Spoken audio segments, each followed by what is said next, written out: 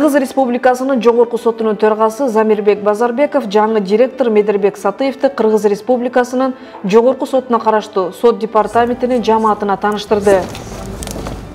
Бул дайындоо Кыргыз Республикасынын президент тарабынан бекеринен ишенилип берилген жок.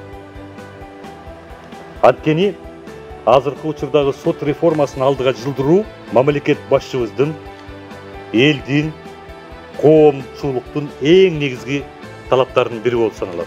Медербек Асанбекович да сот реформасына реформатор катары, урматтуу сот департаментинин жамааттары, реформатор катары салымын кошо турган көптөгөн идеялары, сунуштары бар экендигине күмөн саноого болбойт.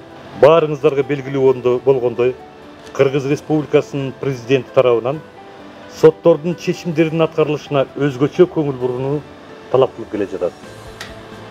Албетте сот тутумунун материалдык техникалык жактан камсыздоону активдештирүү, сот процесс учурунда мыйзамдын талаптарын аткаруу менен тартипти сактоо жана башка сот департаментинде жаңыланууну учур талап кылып жатат. Сот департаментинин директорун дайындоо Кыргыз Республикасынын Жогорку соту жана жергиликтүү соттор жөнүндөгү конституциялык мыйзамына ылайык судьялар кеңешинин макулдугу менен ишке ашырылды.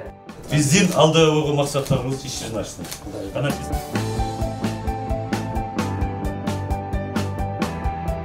Сатыев Медербек Асанбекович 2021 жылдын июнь айынан ушул күнгө чейин Кыргыз Республикасынын президентинин администрациясынын соттор жана прокуратура органдары менен өз ара аракеттенүү бөлүмүнүн башчысы болуп иштеген. Буга чейин сот департаментинин директорунун кызматын аркалап келген Урмат Кожембердиев башка ишке өткөндүгүнө байланыштуу Кыргыз Республикасынын Жогорку сотунун төрагасынын 2022 жылдын 6 сентябрындагы буйругу менен ээлеген кызматынан бошотулган.